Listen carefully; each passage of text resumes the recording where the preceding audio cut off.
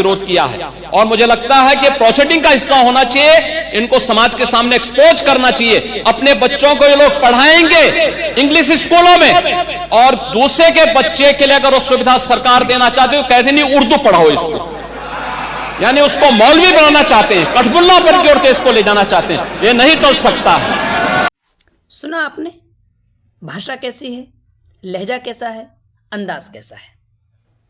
उर्दू जो हमेशा अमन, मोहब्बत, प्यार, खुशबू की भाषा रही है, उसके बारे में कहा गया कि वो करे बात तो हर बात से खुशबू आए, वो करे बात तो हर बात से खुशबू आए, ऐसी बोली वही बोले जिसे उर्दू आए।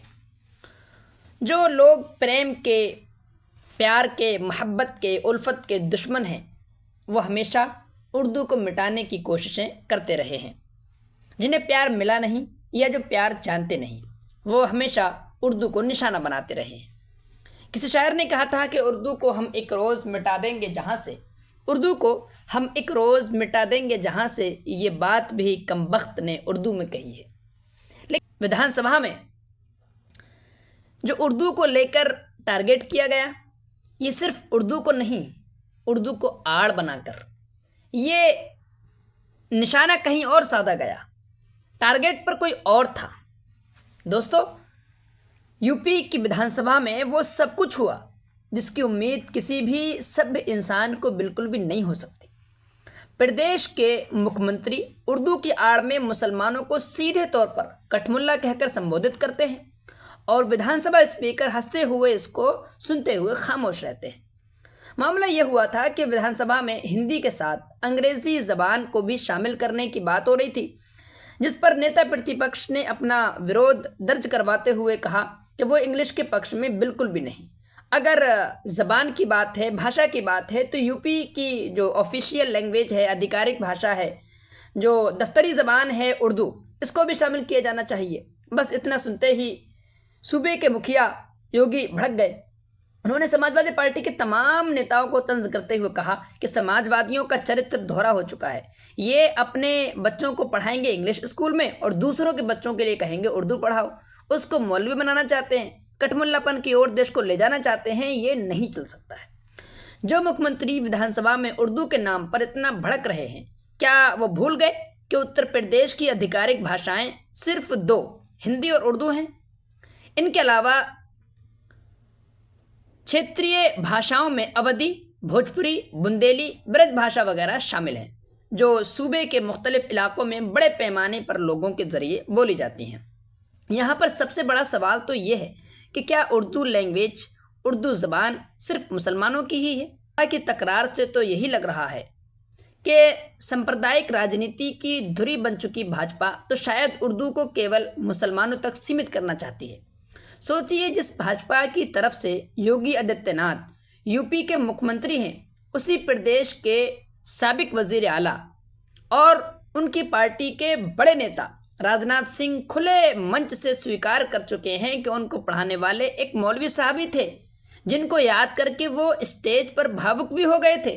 तो क्या मुख्यमंत्री योगी अब राजनाथ सिंह को भी कठमुल्ला कहकर संबोधित करेंगे? मुंशी प्रेमचंद की रचनाएं उर्दू भाषा की कुंजी की तरह हैं, क्या उनको भी आज के भाजपाई नेता कठमुल्ला बोलेंगे? देश के महानतम आज़ादी के योद्धा और देश के लिए फांसी को चूम लेने वाले शहीद भगत सिंह भी अपने सारे खत उर्दू में लिखते थे, तो क्या अहंकारी सत्ताधारी उनको भी कठमुल्ला कहकर संबोधित करेंगे? हमने तो किताबों में पढ़ा है, उर्दू की जो रचनाएं हैं उसमें बाबा कौम गांधी जी, इनके भी पत्र, इनके भी खुतूत उर्दू में लिखे हुए हैं, तो क्या इनके हिसाब से गांधी जी भी कठमुल्ला हो गए? सवाल तो ये उभरता है कि उर्दू की आड़ में मुसलमानों को क्यों टारगेट किया जा रहा है? ये क्यों ना माना जाए कि उर्दू की आड़ में आपने मदरसों को और उर्दू माध्यम स्कूलों को टारगेट करने की कोशिश की है, जबकि आंकड़े इस बात की गवाही देते हैं कि सिर्फ 4% मुसलमान बच्चे ही मदरसों में पढ़ते हैं, बाकी 96% मुस्लिम उन्हीं सरकारी स्कूलों का हिस्सा हैं जो अपनी बेबसी पर आज भी आंसू बहा रहे हैं। आंकड़े चीख चीख कर कह रहे हैं कि तालीमी साल 2022-23 में लगभग 20 लाख बच्चों ने ही मदरसों में दाखिला लिया है, मगर 6.5 या 6.75 करोड़ मुस्लिम बच्चे तो उन्हीं सरकारी इदारों में तालीम हासिल कर रहे हैं जिसका मौजूदा भाजपा सरकार ने बंटवारा कर रखा है। मुसलमानों को विधानसभा में मुख्यमंत्री द्वारा कठमुल्ला बोलना भाजपा की मुस्लिम विरोधी मानसिकता और राजनीति को उजागर करने के लिए काफ़ी है। सवाल तो ये भी उठता है कि अगर मान लिया जाए कि कोई मौलवी भी बनता है तो क्या ये गलत बात है? मजहबी तालीम लेना, धार्मिक शिक्षा लेना कब से अपराध की श्रेणी में शामिल हो गया है? मौलवी तो वो हैं जो बच्चों को आधुनिक और दीनी शिक्षा के संगम से रूबरू करवाते हैं। पहले भाजपा नेता और भारतीय समाज में अधिकतर आबादी इनसे शिक्षा लेती रही है, जिसकी सैकड़ों मिसालें मौजूद हैं। जिस उर्दू को तहजीब की भाषा कहा जाता है, उसको ऐसे बदनाम करना, वो भी सत्ता शिखर पर बैठे एक व्यक्ति द्वारा, ये बेहद अपमानजनक है। भाजपा अपनी मुस्लिम विरोधी मानसिकता में इतनी अंधी हो चुकी है कि वो सही और गलत के सभी फर्क मिटाकर अब भाषाओं को भी हिंदी मुसलमान की श्रेणी में बांट चुकी है। याद करिए, मुख्यमंत्री जी ने जो अपना 4 मिनट कुछ सेकंड का भाषण दिया है, उतने से भाषण में उन्होंने दसों लफ्ज ऐसे हैं जो उर्दू के इस्तेमाल किए हैं। अगर देखा जाए तो खुद को कठमुल्ला है, उर्दू के वर्ड यूज करते हैं। हम नेताओं की जब तकरीरों को उठाकर देखते हैं, उनके बयानों को उठाकर देखते हैं, तो लगता है कि अगर उर्दू को वहाँ से ख़त्म कर दिया जाए तो उनके बयानों में, उनकी तकरीरों में, उनके भाषणों में कोई जान ही नहीं रह जाएगी।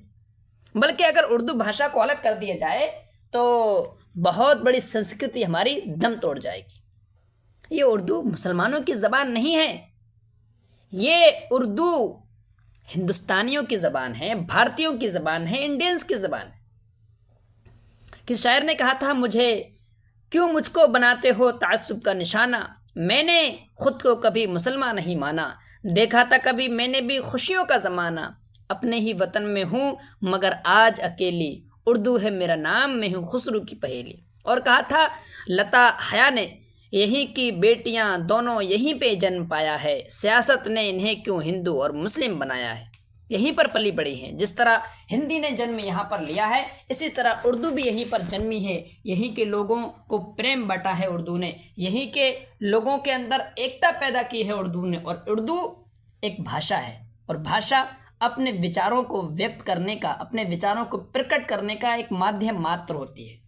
इसके अलावा किसी धर्म विशेष की कोई लैंग्वेज नहीं होती है। मगर जब किसी समाज से नफरत आम उछाल पर पहुंच जाए तो फिर यही सब होता है। याद रखिए, दुश्मनी को ख़त्म करिए, अमन और मोहब्बत का पैगाम दीजिए, देश में शांति लाइए, देश में भाईचारा कायम करिए। बहुत शुक्रिया।